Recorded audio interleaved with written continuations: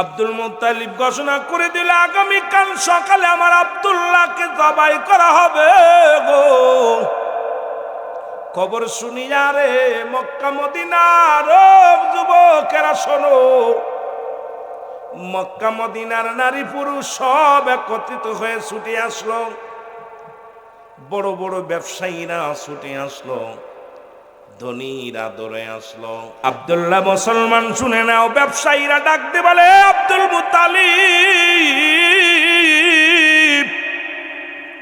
আমরা আব্দুল্লাহর চেহারা দেখে যেদিন ব্যবসায়ী যায় আমাদের অনেক লাভ হয়। আমরা যেদিন আব্দুল্লাহর চেহারা দেখিয়া আব্দুল্লাহর মুখ দেখি যখন আমরা তিজারতে বাইর হই, ব্যবসায় বাইর হই, আমাদের ব্যবসায় অনেক উন্নতি হয়। সুতরাং তোমার আরো 9 জন ছেলে আছে, 9টাকে জবাই করে দাও। আমরা বেঁচে থাকতে আব্দুল্লাহর গায়ের একটা পশমের ক্ষতি হতে দিব না। জোরে বলেন মারহাবা। আব্দুল মুত্তালিব ডাক দেখায়, ও মদিনার মানুষেরা শোনো, এরে আমার 9টা ছেলের একটার মধ্যেও কেউ রাজি হয় না, রাজি হয়েছে আমার আব্দুল্লাহ। কারণ আমি বাবা হইয়া সন্তানদের একে একে ডেকেছিলাম গো, একটা ছেলেও রাজি হয় নাই, রাজি হয়েছে আমার আব্দুল্লাহ। সুতরাং আমার আব্দুল্লাহর গলার মধ্যে ছুরি চালাইব, তোমরা বাধা দিও না, বাধা দিও না।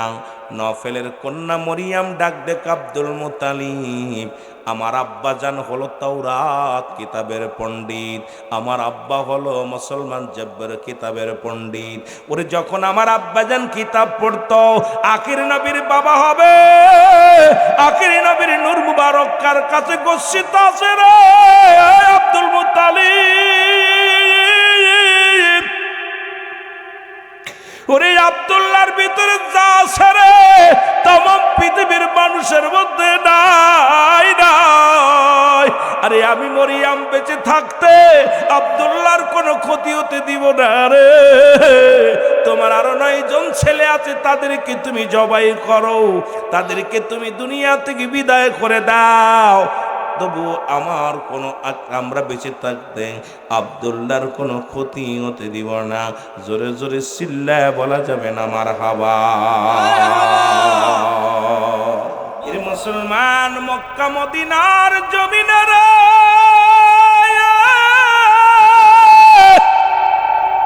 মদিনার বুকে বৃষ্টি হয় না। ও যুবক বন্ধুরা শোনো, মক্কা মদিনার মাটিগুলো অনাবৃষ্টিতে চৌচির হয়ে গেল। মদিনার পশু পাখিগুলো মুসলমান পিপাসায় কাতর হয়ে গেল। পশু পাখিগুলো খানা খাইতে পারে পিপাসায় কাতর হইয়া জমিনের মধ্যে পড়ে রইল। ও মুসলমান, মক্কার বড় বড় নেতারা, মদিনার বড় বড় নেতারা প্রতিনিয়ত তৎকালীন জামানায় মুসলমান শুনে নাও, যদি কোনো কিছুর প্রয়োজন হতো নেতৃবৃন্দ যাইয়া, নেতা কর্মীরা যাইয়া পশু জবাই করিয়া রক্ত বাইর করিয়া এই রক্তের মধ্যে হাত দিয়া রব্বে কারিমের দরবারে চাইতো, আসমানের মালিক, জমিনের মালিক, তুমি আমাদের উপরে রহম করো, আমাদের উপরে বৃষ্টি দাও।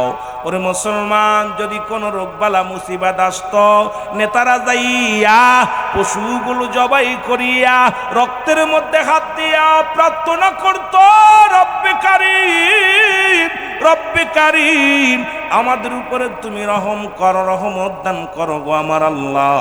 এইরকম মুসলমান শুনে নাও, তৎকালীন জামানার মধ্যে অনাবৃষ্টির কারণে মক্কা মদিনার সব মানুষগুলো ক্লান্ত হয়ে গেল। ওরে 40 জন বিগ বস নেতা যে কাবার মালিকের কাছে কান্দে, কামাক মুসলমান শোনো, কাবার মধ্যে বইয়া চোখের পানি ছেড়ে কান্দের বলে, কাবার মালিক, তুমি আমাদের উপরে রহম করো, আমাদের উপরে বৃষ্টি দাও, আমাদের উপরে পানি দাও। কিন্তু সারা দিন পার হয়ে গেল, সপ্তাহ পার হয়ে গেল, একটু পানিও রব্বে কারিম দান করল না।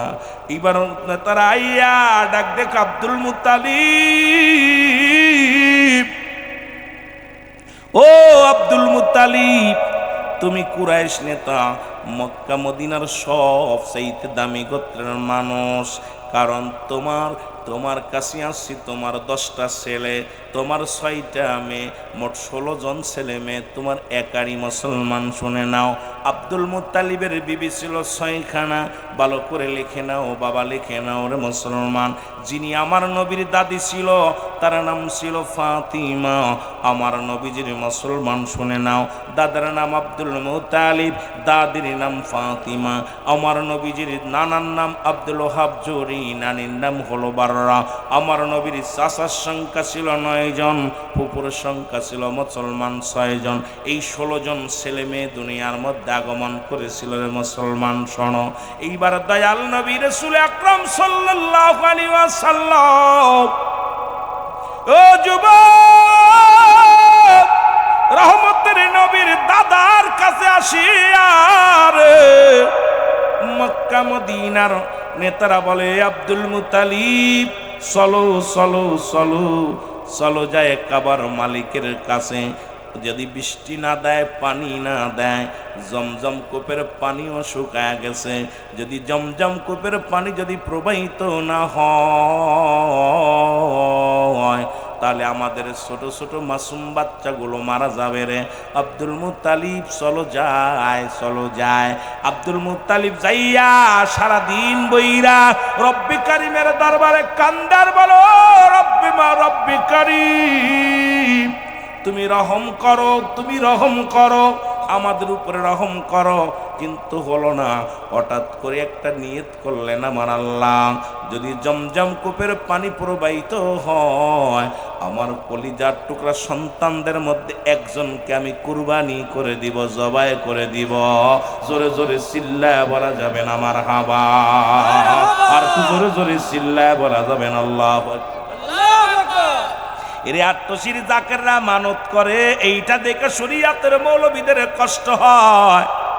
তৎকালীন জামানায় কেবলা জানুদুর যখন প্রথম আসলো,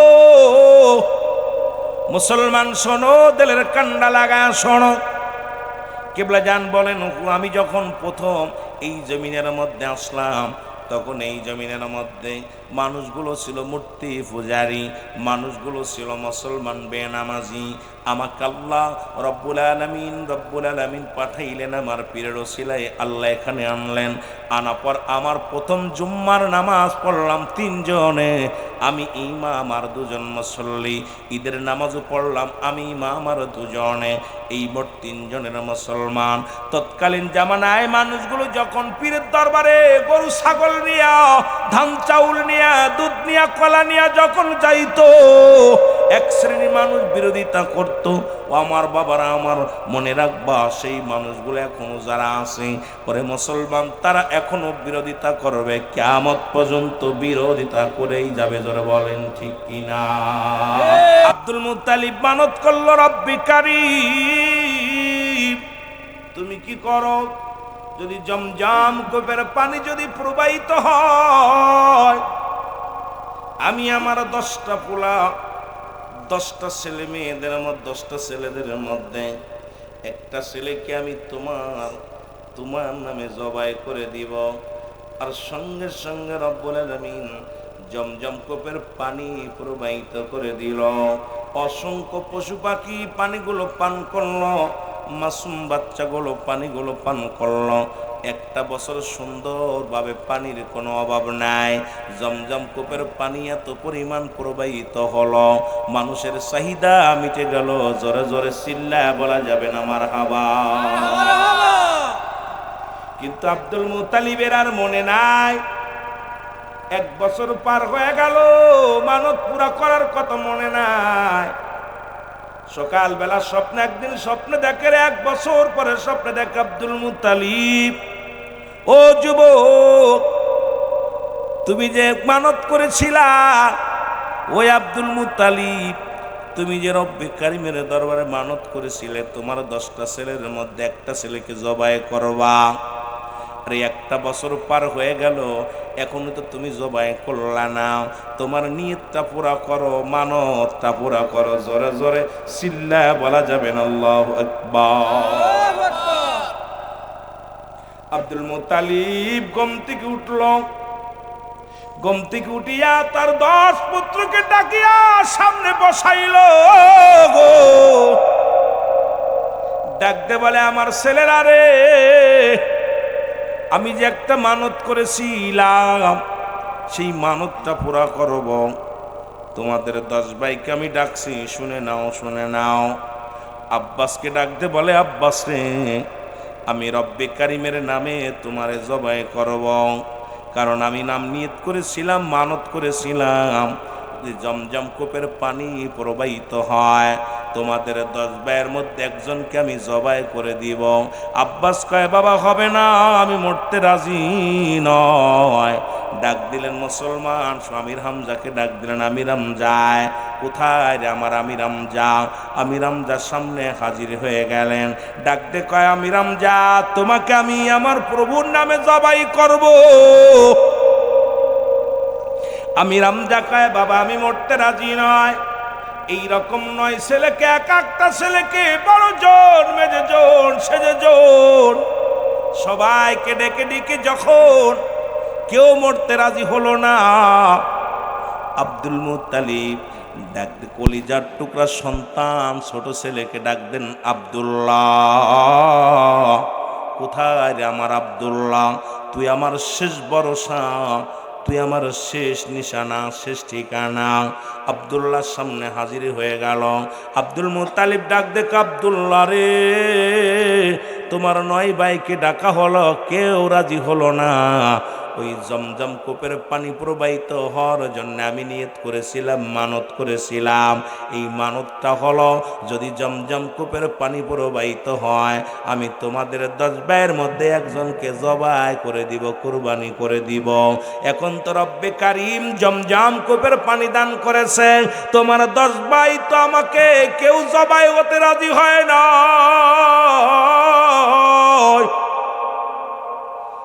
ও মুসলমান আব্দুল্লাহ রে, তুমি আমার শেষ ভরসা রে। আব্দুল্লাহ কাব্বাজান, আপনি যদি আমারে জবাই করেন, মনে কোনো কষ্ট নাই, কারণ এই পৃথিবীর মধ্যে বাবা সন্তানের গলায় ছুরি চালাইব, এইটা আবার বাধা দেওয়ার কি আছে গো? আব্বা জান, আমি রাজি, আমি রাজি। যদি আল্লাহর রাস্তায় আমারে জবাই করেন, আমার কোনো দুঃখ নাই, কোনো কথা নাই, আপনি আমার গলার মধ্যে ছুরি চালায়া দেন। জোরে জোরে চিল্লায়া বলা যাবে না আমার হাবা। মদিনার পাগলেরা শোনো,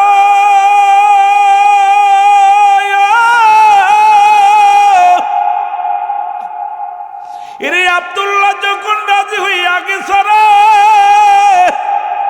এই দুনিয়ার মধ্যে বাবাকে ডাকতে বলে, প্রতিটা সন্তান তার বাবার প্রতি 7টা হক রয়েছে গো, মোট 14টা হক। এই 14টা হকের মধ্যে জীবিত থাকতে 7টা, ইন্তেকালের পরে 7টা। আজকে আপনারা যারা এখানে মাহফিলে আসছেন, আপনাদের বাবা মা যারা কবরে শুয়ে আছে, 7টা করে হক আপনার কাছে পাওনা দ্বারা আপনার আব্বা মা। এরে মুসলমান, তার মধ্যে 1 নাম্বার হলো, মনে রাখবেন কই থেকে কই আলোচনায় যায়, 1 নাম্বার হলো তাদের জন্য মাগফিরাত কামনা করা। আরে মুসলমান, আজকে এত সুন্দর মাহফিলের সুযোগ পাইলা, আব্বা মার চির বিদায় করে দিলা।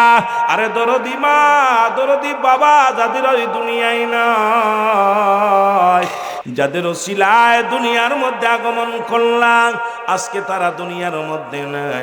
1 নম্বর হলো তাদের জন্য মাগফিরাত কামনা করা, 2 নম্বর হলো তাদের জন্য সব রেশনি করা। লিখে নাও, লিখে নাও, এইগুলো যদি তোমরা না করো দায়ী থাকবা কিয়ামত পর্যন্ত মুসলমান। 3 নম্বর হলো তাদের ওসিয়াত পূরণ করা, শরীয়ত মোতাবেক ওসিয়াত যদি করে যায় ওসিয়াতগুলো পূরণ করা। 4 নম্বর হলো তাদের দিনা পাওনা পরিশোধ করা। এই দুনিয়ার মধ্যে আব্বা মা যদি দিনাদায়িক থেকে যায় যুবক, এর বাবা মার হয় দুনিয়ার মধ্যে দিনাদায়িক গুলো পরিশোধ করতে হবে গো। 5 নম্বর হলো মুসলমান শুনে নাও, 5 নম্বর তার আত্মীয় স্বজনের সঙ্গে সুন্দর ব্যবহার করা। মায়ের আত্মীয়, বাবার আত্মীয় মুসলমান শুনে নাও, তাদের সঙ্গে সুসম্পর্ক বজায় রাখতে হবে। তাদের সঙ্গে কোনো রকম বিরোধ করা যাবে না। তাদের সঙ্গে মুসলমান কথা বলা বন্ধ করা যাবে না। তাদের সাথে যোগাযোগ করা বন্ধ করা যাবে না। মুসলমান 6 নম্বর হলো বাবা মায়ের আত্মীয় স্বজন যারা আছে তাদেরকে সাহায্য সহযোগিতা করা। এই দুনিয়ার মধ্যে আব্বা মা যাদের দুনিয়া থেকে বিদায় হয়ে গেল, এমনও একদিন আসবে আপনার আমার ছেলে মেয়েগুলো যে আমাদের জন্য দোয়া করবে বড় বিশ্বাস হয় না। কারণ ভয় লাগে রে মুসলমান, কবরে যেদিন চলে যাব, যে দেশে গেলে মানুষের হিসাব হয়, যে দেশে গেলে মানুষের হিসাব হয়, যে দেশে গেলে মানুষের বিচার হয়, সেই দেশের যাত্রী আমরা। সুতরাং রে মুসলমান, আজকে আমাদের সন্তানগুলো কেন মাহফিলে বসে না, কেন আজকে দুয়ার অনুষ্ঠানে আসে না? এমন একটা দিন আসবে আমি আপনি কবরে শুয়ে থাকবো, কে দিবে আমাদের জন্য রে মুসলমান? আমাদের জন্য কিছু দেওয়ার মানুষ পাওয়া যাবে না, জোরে বলেন ঠিক কি না? এই দুনিয়ার মুসলমান শোনো, আব্দুল মুত্তালিব ঘোষণা করে দিল আগামীকাল সকালে আমার আব্দুল্লাহকে জবাই করা হবে গো। খবর শুনিয়া রে মক্কা মদিনার যুবকেরা শোনো, মক্কা মদিনার নারী পুরুষ সব একত্রিত হয়ে ছুটে আসলো। বড় বড় ব্যবসায়ীরা ছুটে আসলো, ধনীরা দৌড়ে আসলো। শুধু তাই নয়, নফেল কন্যা মরিয়ামও ছুটে আসলো। নফেলের কন্যা 200 নারী নিয়া, ও যুবক, 200 নারীর হাতে তরবারি, খোলা তরবারি নিয়া নফেলের কন্যা মরিয়াম আব্দুল মুত্তালিবের বাড়িটা ঘিরে ফেলল। আব্দুল মুত্তালিবকে ডাক দেখ, আব্দুল মুত্তালিব শোনো, আমরা বেঁচে থাকতে, আমি নফেলের কন্যা মরিয়াম বেঁচে থাকতে এই পৃথিবীর মধ্যে আব্দুল্লাহর গায়ের একটা পশমের ক্ষতি হতে দিব না। জোরে বলো মারহাবা। আর একটু জোরে বলো মারহাবা। আব্দুল্লাহ মুসলমান শুনে নাও, ব্যবসায়ীরা ডাক দে বলে, আব্দুল মুত্তালিব, আমরা আব্দুল্লাহর চেহারা দেখে যেদিন ব্যবসায়ী যায় আমাদের অনেক লাভ হয়। আমরা যেদিন আব্দুল্লাহর চেহারা দেখিয়া, আব্দুল্লাহর মুখ দেখি যখন আমরা তিজারতে বাইর হই, ব্যবসায় বাইর হই, আমাদের ব্যবসায় অনেক উন্নতি হয়। সুতরাং তোমার আরো 9 জন ছেলে আছে, 9টাকে জবাই করে দাও। আমরা বেঁচে থাকতে আব্দুল্লাহর গায়ের একটা পশমের ক্ষতি হতে দিব না। জোরে বলেন মারহাবা। আব্দুল মুত্তালিব ডাক দেখায়, ও মদিনার মানুষেরা শোনো, এরে আমার 9টা ছেলের একটার মধ্যেও কেউ রাজি হয় না, রাজি হয়েছে আমার আব্দুল্লাহ। কারণ আমি বাবা হইয়া সন্তানদের একে একে ডেকেছিলাম গো, একটা ছেলেও রাজি হয় নাই, রাজি হয়েছে আমার আব্দুল্লাহ। সুতরাং আমার আব্দুল্লাহর গলার মধ্যে ছুরি চালাইব, তোমরা বাধা দিও না, বাধা দিও না।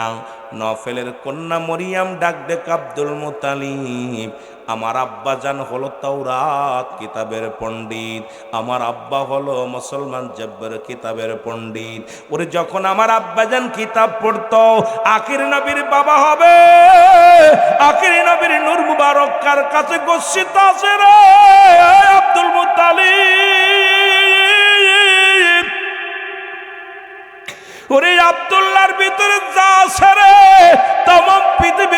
দেশের মধ্যে নাই নাই। আরে আমি মরিয়াম বেঁচে থাকতে আব্দুল্লাহর কোনো ক্ষতি হতে দিব না রে। তোমার আরো 9 জন ছেলে আছে, তাদেরকে তুমি জবাই করো, তাদেরকে তুমি দুনিয়া থেকে বিদায় করে দাও, তবু আমার কোনো আমরা বেঁচে থাকতে আব্দুল্লাহর কোনো ক্ষতি হতে দিব না। জোরে জোরে চিল্লায় বলা যাবে না মারহাবা। আব্দুল মুত্তালিব বড় বিপদের মধ্যে পড়ে গেলেন। একেতে মক্কা মদিনার নেতারা বিদ্রোহী করে, ওদিকে মুসলমান মরিয়াম বিরোধিতা করে। উনি ডাকলেন এলাকার নেতা কর্মীদের, ডাকতে বলে, আমার ভাইয়েরা শোনো, আমার 10 ছেলের মধ্যে একটা ছেলে আমার মানত পুরা করার জন্য রাজি নয়। ছোট ছেলে আব্দুল্লাহ রাজি হয়েছে। এখন তো মরিয়াম কন্যা 200 নারী নিয়ে সামনে হাজির হয়ে গেছে, তরবারি নিয়ে, খোলা তরবারি নিয়ে দাঁড়ায় আছে। যদি আব্দুল্লাহকে জবাই করি আমাকে শেষ করে দিবে। এদিকে এলাকার যত গণ্যমান্য ব্যক্তি আছে সবাই তো আব্দুল্লাহর পক্ষ নিছে। এখন তোমরাই বলো আমার কি করণীয় উচিত, তোমরা বলো। এখন আমার আব্দুল্লাহ ব্যতীত কেউ রাজি হয় নাই। এখন আমার তো মানত পুরা করাই লাগবে। এখন মানত যদি পুরা না করি, কারণ 1 রাত 2 রাত 3 রাত ওরে পরপর 3 রাত আমি স্বপ্নে দেখেছি। 3 রাতের মধ্যে প্রথম স্বপ্নে দেখেছি রে ওই আব্দুল মুত্তালিব তুমি মানত পুরা করো। দ্বিতীয় রাত্রে স্বপ্নে দেখেছি আব্দুল মুত্তালিব তুমি মানত পুরা করো। তৃতীয় রাত্রে আমি স্বপ্নে দেখেছি মানত পুরা করো। এখন আমি কি করে পুরা করব? কারণ আমার সন্তানদের কাউকে আমি রাজি করতে পারি নাই। একমাত্র আব্দুল্লাহ ব্যতীত কোনো সন্তানই তো আমার কথা রাখে নাই। জোরে জোরে চিল্লায় বলা যাবেন আল্লাহু আকবার। মক্কা মদিনার বড় বড় নেতারা আব্দুল মুত্তালিব, একটা কাজ করো, লটারি করো। লটারি করিয়া যার নাম উঠবে তাকেই তুমি জবাই করবা।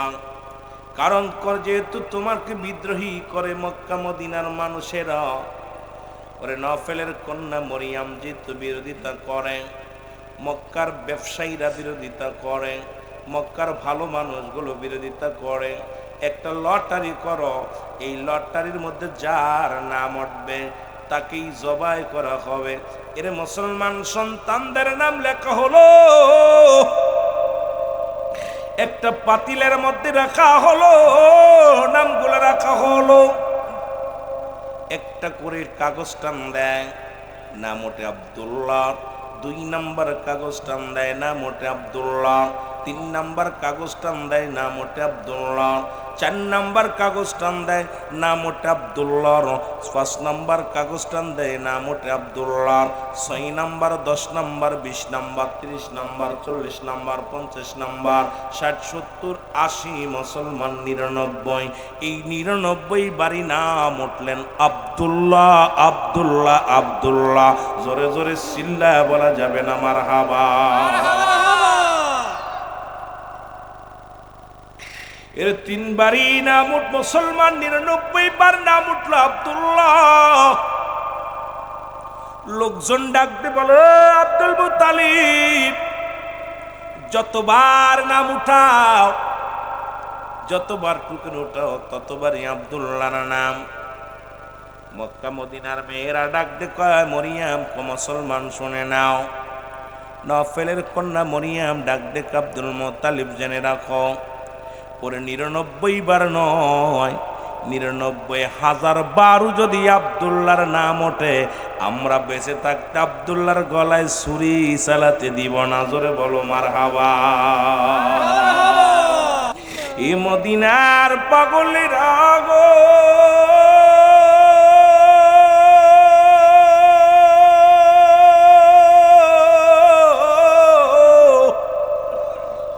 নবী বলেন হায়াতে খায়রুল লাকুম, আমার হায়াতের জিন্দেগিটা গো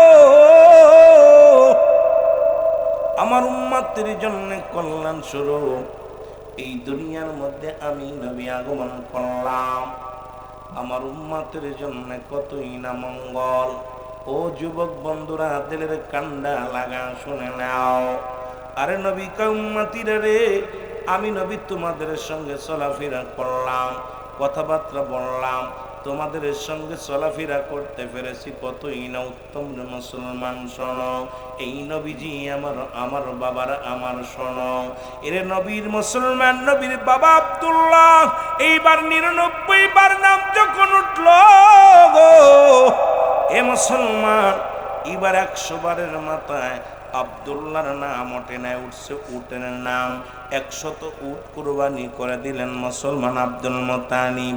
100 উট জবাই করে মানত পুরা করলেন। এদিকে মক্কা মদিনার নারীরা আব্দুল্লাহর জন্য পাগল, সবাই বলে আব্দুল্লাহ রে আব্দুল্লাহ, কারণ আব্দুল্লাহর ভিতরে আছে নূরের নবী রাহমাতাল লিল আলামিন। আমার নবী রাহমাতাল লিল আলামিনের নূরের তাজাল্লি শক্তির মুসলমান শুনে নাও। এবার এই জন্য আব্দুল্লাহর জন্য পাগল ও যুবক, নারীরা পাগল হয়ে গেল। আব্দুল্লাহ কমেরা রে, তোমরা শোনো, তোমাদের কি লজ্জা নাই, তোমাদের কি হায়া নাই? আমার আব্বা মা বেঁচে আছে, আমার মা বাবা দুনিয়ার মধ্যে জিন্দা, সুতরাং আমি বিয়ে করলে আমার মুসলমান শুনে নাও, আমার বাবার অনুমতি ছাড়া বিয়ে করতে পারতাম না। আমার বাবারা আমার বন্ধুরা আমার শুনে নাও। এই আব্দুল মুত্তালিব ও যুবক, আব্দুল মুত্তালিব ও যুবক, দিলের কান্ডা লাগা শুনে নাও। কি করলেন আমার যুবক বাবারা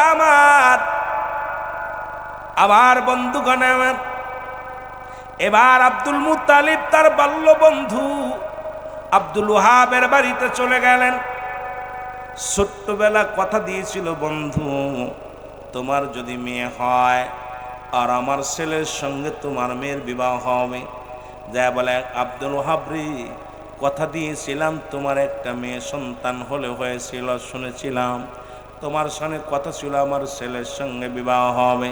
এ আব্দুল ওহাব, তোমার মেয়ে কি বড় হয়েছে নি?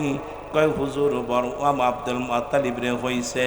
বলে তাহলে আমার ছেলের সঙ্গে বিবাহ করে দাও। ওই আব্দুল মুত্তালিব যখন বলছে মুসলমান, খবর পাঠা দিল আব্দুল্লাহ রে, আব্দুল্লাহ তোমার জন্য পাত্রী ঠিক করেছি, বিবাহ হবে। আমার বাল্য বন্ধু মুসলমান শুনে নাও, আব্দুল ওহাবের কন্যার সঙ্গে বিয়ে হবে মুসলমান। আর আব্দুল ওহাবের কন্যার ভিতরে 5টা গুণাগুণ ছিল রে যুবকেরা, শুনে নাও, যে গুণাগুণ বর্তমান আমাদের মধ্যে নাই। এই 5টা গুণের গুণান্বিত নারী বিয়ে করার কথা ঘোষণা করেছে।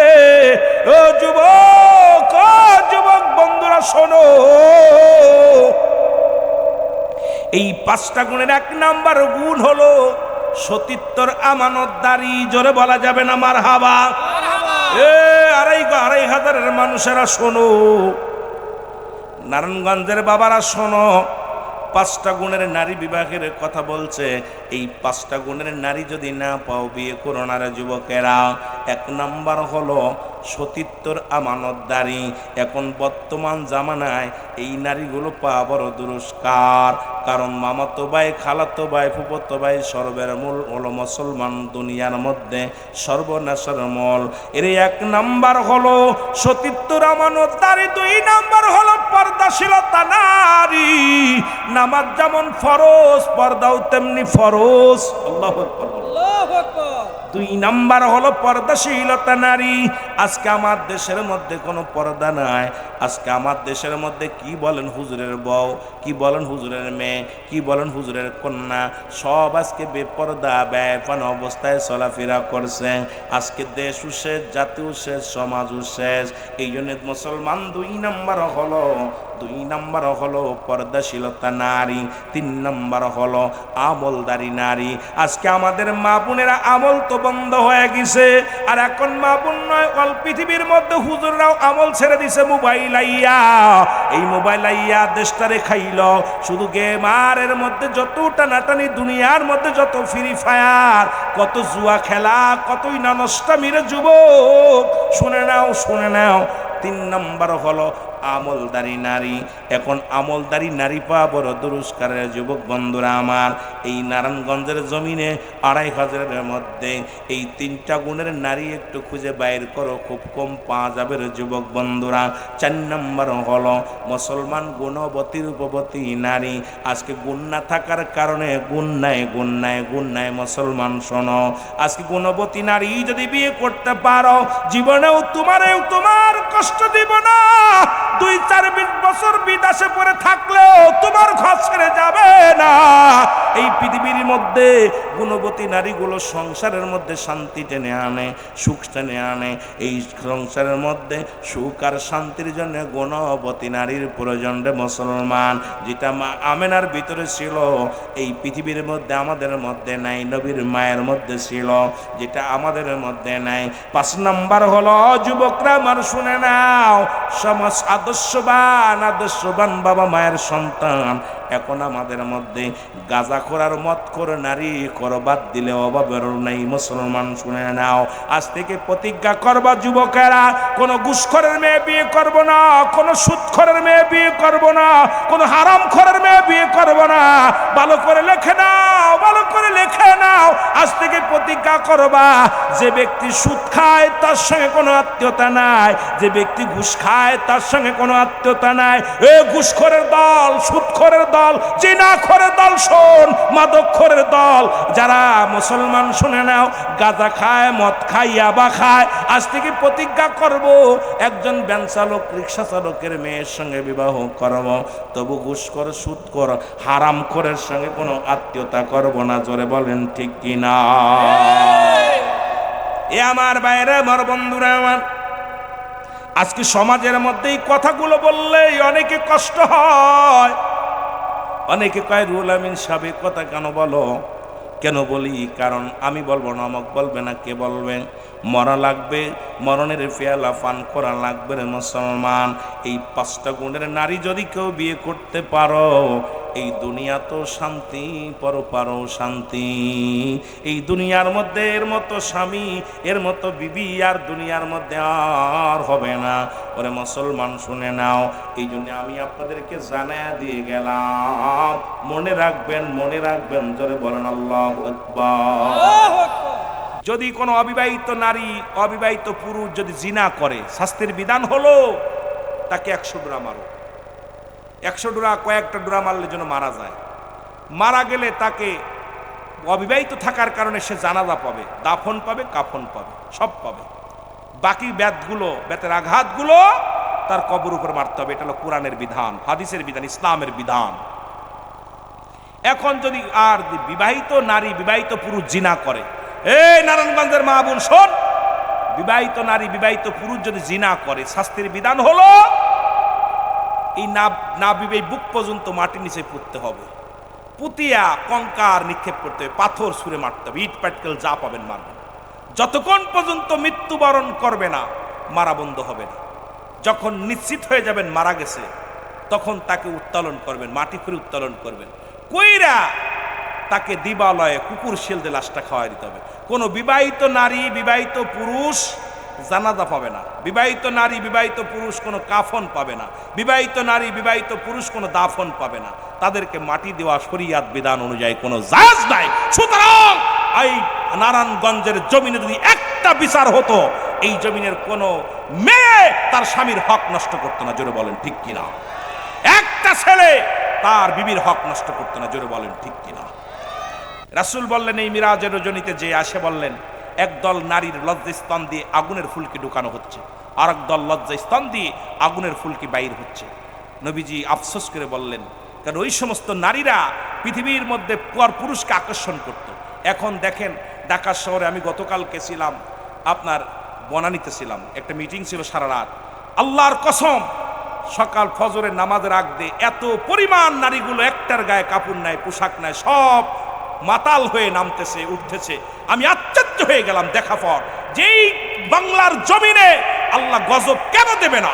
কারণ যারা আজকে যে অবস্থায় চলাফেরা শুরু করেছি, এদের দাউসের পিতামাতা বিনা হিসেবে জাহান্নামে যাবে। দাউসের পিতামাতা হজ, যাকাত, কুরবানি সব বিফলে যাবে, এরা জাহান্নামে যাবে। সুতরাং দাউসের পুরুষ, দাউস মেয়ে দুজনই জাহান্নামে যাবে তবে পিতামাতা।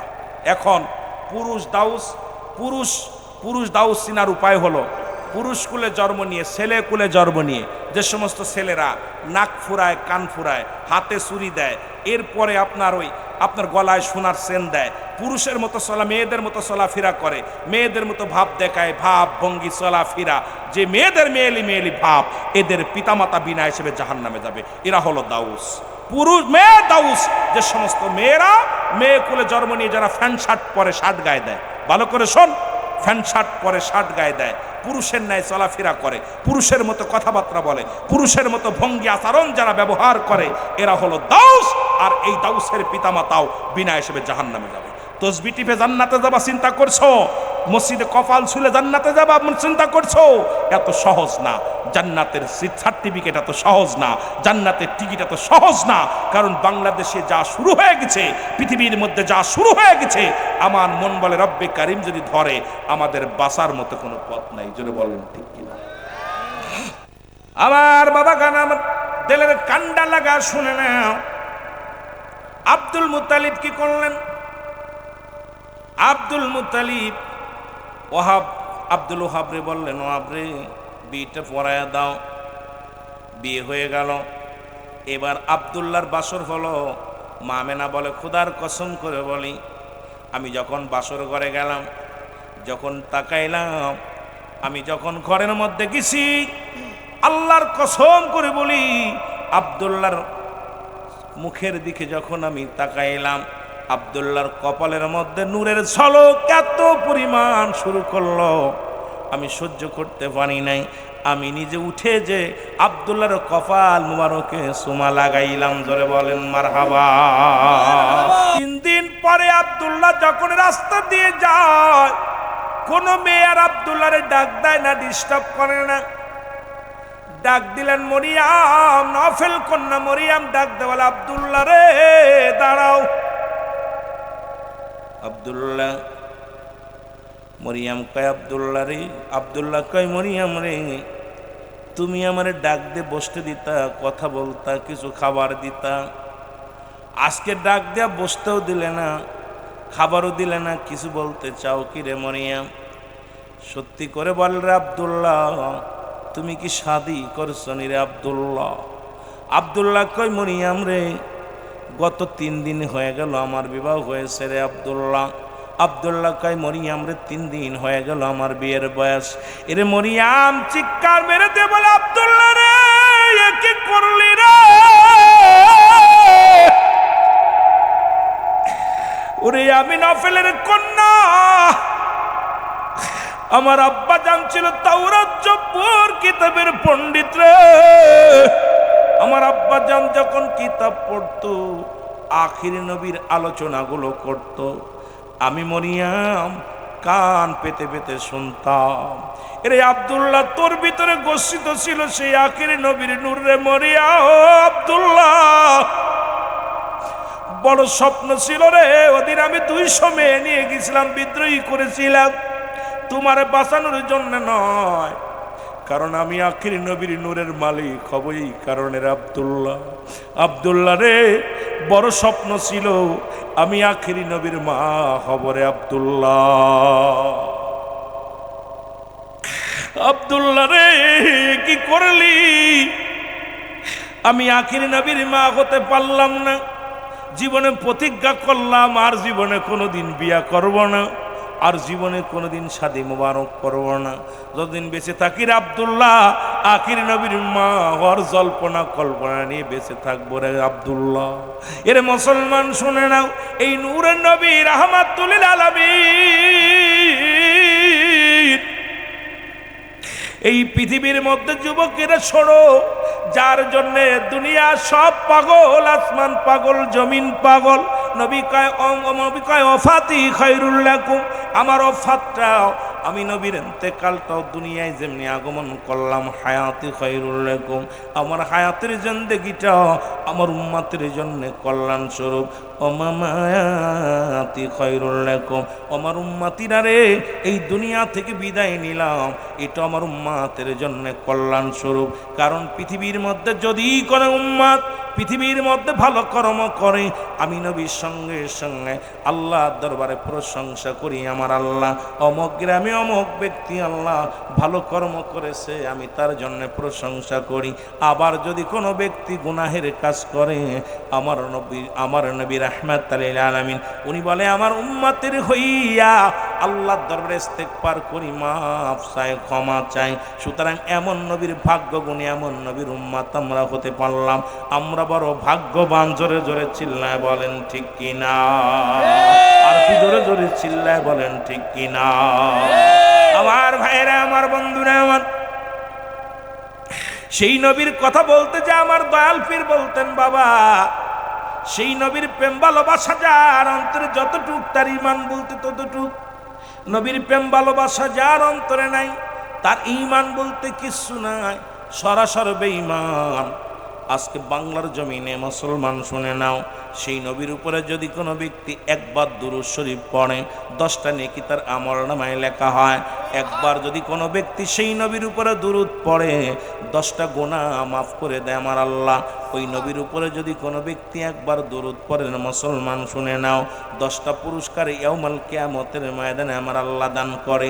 আমার যুবক বন্ধুরা, আমার বিশ্ব জাকের মঞ্জিলে কেন 2500 থেকে কেন পাগল হয়ে গেলেন? কারণ আমার দয়াল পীর সেই দয়াল নবীজির উপরে একবার নয়, দুবার নয়, 722 বার সেই নবীর উপরে দুরূদ পড়া শিক্ষা দিছে। জোরে বলেন ঠিক কিনা? কয়বার? 722 বার। একবার যোগ দেন রে বাবা, একবার আপনি ভালো করে হিসাব মিলাইয়া দেন। একটা সাধারণ মানুষ 722 বার দুরূদ শরীফ পড়ে আমার নবীর উপরে, আরো তো অন্যরকম তো বাদ রয়েছে রে মুসলমান, শুনে নাও। সুতরাং এই পৃথিবীর মধ্যে দয়াল নবীর প্রেমের আগুন, দয়াল নবীর ভালোবাসা জাকেরদের অন্তরে যেমনি ভাবে জ্বলেছে, মুসলমান শুনে নাও, কিয়ামত পর্যন্ত দয়াল নবীর ভালোবাসা জাকেরানদের ভিতরে এই রকমই থাকবে। জোরে বলেন ঠিক কিনা? দুনিয়ার মুসলমান,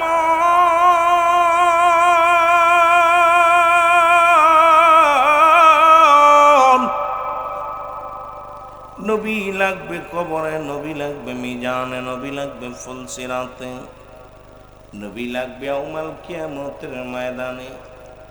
নবী বিনে কোনো বান্ধব নাই, নবী বিনে কোনো দরদি নাই। ও মুসলমান, গভীর মনোযোগ শুনে নাও, কিছু কথা বলি, একটু দিলের কান্ডা লাগা শুনে নাও।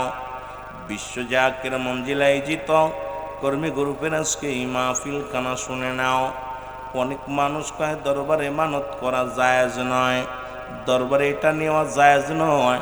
আমাকে লাল ভাই কয়েকটা বিষয় বলেছে, যার উপর আলোচনাগুলো করব রে মুসলমান, শুনে নাও। এর প্রথম জীবনে মানতটা করলেন এই নবীর দাদা আব্দুল মুতালিব গো। এই পৃথিবীর মধ্যে উনিও মানত করলেন, মুসলমান শুনে নাও।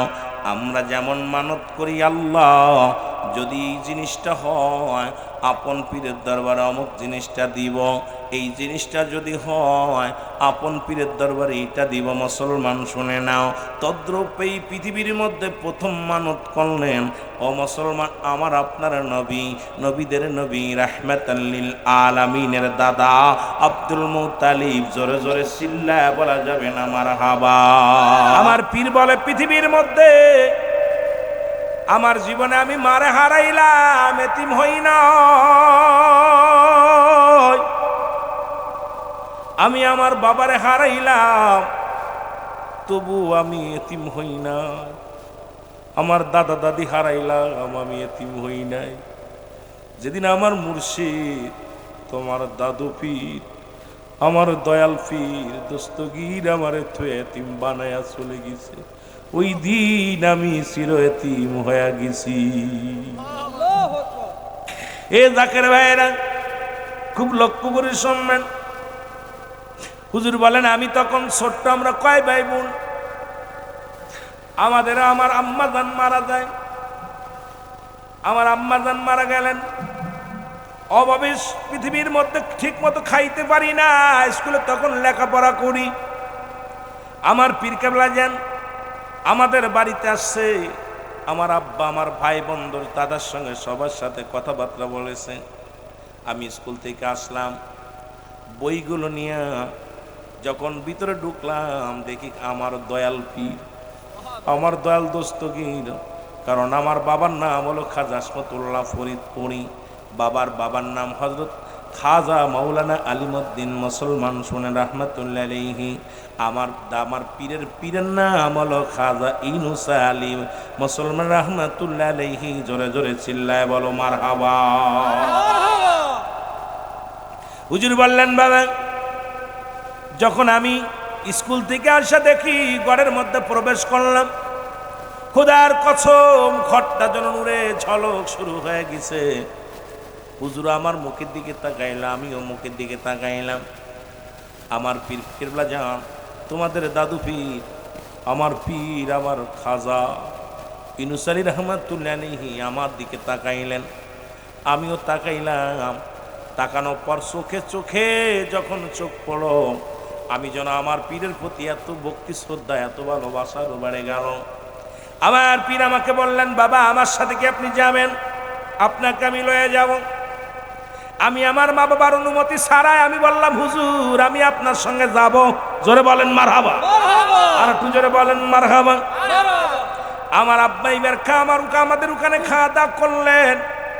আমার পীর কেবলা যান আমার আব্বা জানকে ডাকলেন, ডাকে বললেন, আলিমউদ্দিন তোমার এই কলিজার টুকরা সন্তান হাসমতুল্লাহ কামাতকে দিয়ে দাও, আমি তারে নিয়ে যাব। হুজুর বললেন, আমার আব্বা জান বললেন, যদি আমার সন্তান যদি যেতে চায় তাহলে আর যাবেন, আমি তো দিয়ে দিছি সব কিছু, আমার সংসার ছেলে মেয়ে পরিবার পরিজন সব আমি আপনার কদমে শুভে দিছি। আমার পীর আমাকে সঙ্গে করে নিয়ে আসলেন, পীরের হুকুম তালিম করেন, আমাকে এনায়তপুরের জমিন আনলো গো। আমি বড় স্বপ্ন ছিল, ভালো খাবো, ভালো ঘুমাইব, ভালো মতো চলাফেরা করব। আসার পর একই খেতার মধ্যে একই কাপড়ের মধ্যে আমি 30টা বছরের সাধনা করলাম ও মুসলমান। আর একটা ইটের বালিশ যেটার মধ্যে সালা বিছানো, এই একটা কাপড়ের মধ্যে আমি 30টা বছর কাটাইয়া দিলাম রে মুসলমান। শুনে নাও, আমাকে দিল বকরি লালন পালন করার দায়িত্ব দিল। সারাদিন ভরে আমি বকরি পালি গো। বিকেলে যখন ফিরে আসি এক চামচ করে খানা দেয়, যেটা খাই আমার পেট ভরে না। আমি চিন্তা করলাম, আমাকে নিয়ে আসলো, আমি মনে করছি ভালো মন্দ খেতে পারবো, কোরমা ফলওয়া খাবো, ফলমূল খাবো। আমারে পীর কেবলা জানা নিয়া আমাকে এমন দশা করলেন, আমার সোনার দেহখানা কঙ্কাল হয়ে গেল। আমি দুনিয়ার মধ্যে না খেয়ে কঙ্কাল হতে লাগলাম। একদিন রাত্রে চিন্তা করলাম আমি আর থাকবো না, চলে যাব। গভীর রাত যখন হয়ে গেল, আমার দয়াল মুর্শিদ তোমার দাদু পীর আমার ঘরের মধ্যে প্রবেশ করলো, করে আমার মাথার ভিতরে হাত বলে বলে, বাবা আপনি এত টেনশন করেন কেন বাবা? এই দুনিয়ার মধ্যে কি আপনি খাইতে আসছেন? আপনি যদি খানা খেয়ে যান, এমন একটা দিন আসবে লক্ষ লক্ষ কোটি কোটি জাকেরানদের কে খাবে বাবা? তখন আমি বুঝতে পারি নাই রে।